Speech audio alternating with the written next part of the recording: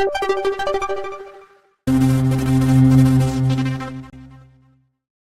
बच्चों, कैसे हो।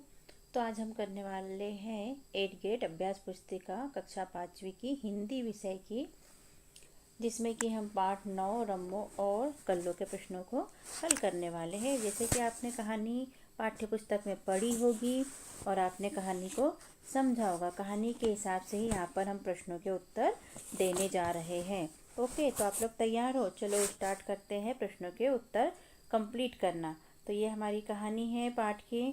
इसके बारे में यहाँ चिन्ह वगैरह दिए गए हैं, योजक चिन्ह वगैरह के बारे में डिटेल दी गई हैं। और यहाँ से हमारे चालू होते प्रश्न। ये हमारे बहुविकल्पीय प्रश्न, सही विकल्प छांटकर लिखिए। प्रश्न 1 है, बाबूजी के समझाने के बाद क्या हुआ?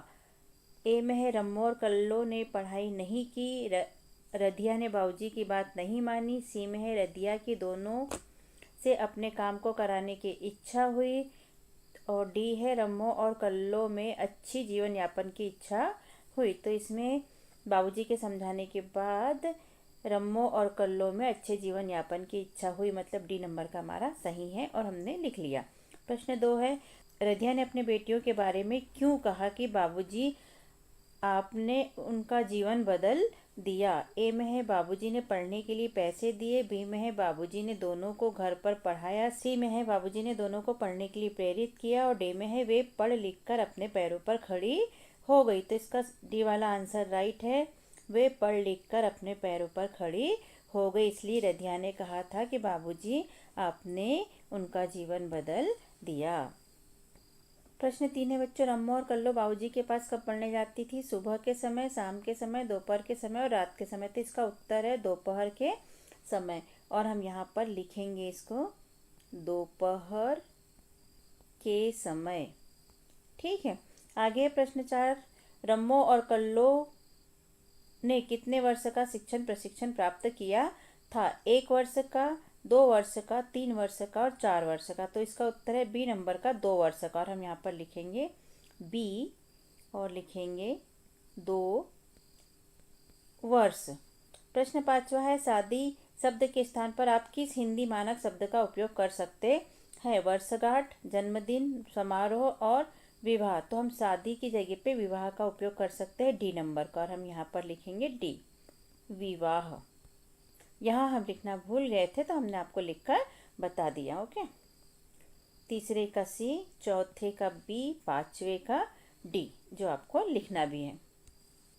नीचे दिए गए से उचित शब्द चुनकर रिक्त स्थानों की पूर्ति कीजिए। ये जो शब्द दिए, कृपया, काम, पढ़ाई, 200 रुपये, 2 रुपये, विवाह, अनपढ़, प्रशिक्षण और विवाह, इनमें से छाट के इनको कंप्लीट करना है। तो प्रश्न 6 हो जाता है, शिक्षक बनने के लिए रम्मो और कल्लो ने खालिस्तान में प्रवेश लिया। तो प्रशिक्षण में। प्रश्न 7वां है, रधिया ने खालिस्तान मासिक पर सहायिका रखी, 200 रुपये। प्रश्न 8वां, रम्मो और कल्लो का जीवन खालिस्तान के कारण बदल गया। किसके कारण बदल गया? पढ़ाई के कारण। तो पढ़ाई लिख दीजिए। प्रश्न 9वां, काला अक्षर भैंस बराबर का अर्थ खालिस्तान होता है। तो काला अक्षर भैंस बराबर का अर्थ होता है अनपढ़, इसलिए यहाँ पर हम लिखेंगे अनपढ़।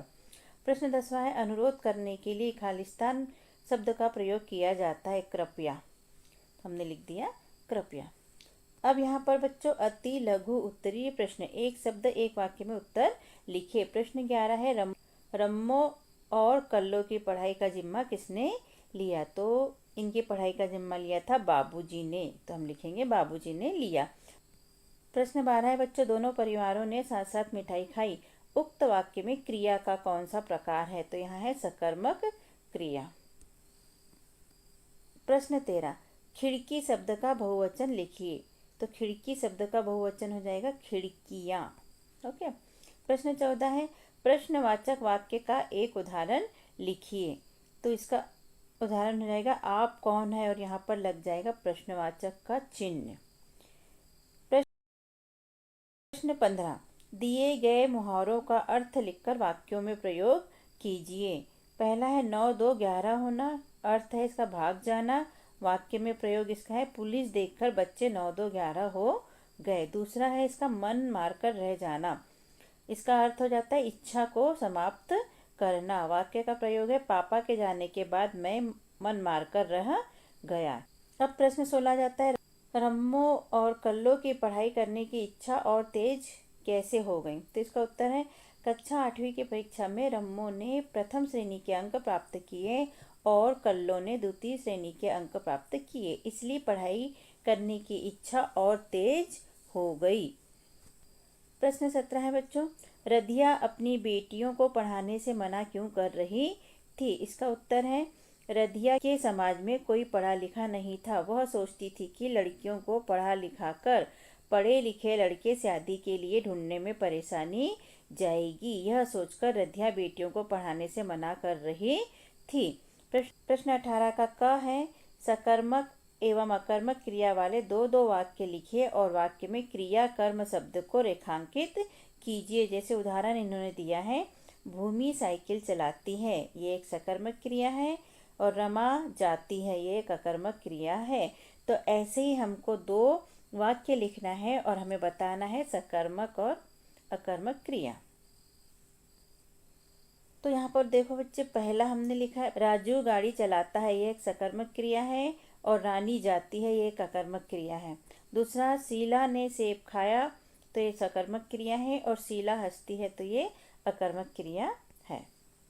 इसका ख है बच्चों, निम्नलिखित शब्दों के मध्य में योजक चिन्ह हटाकर उनके स्थान पर क्या लिखा जाएगा।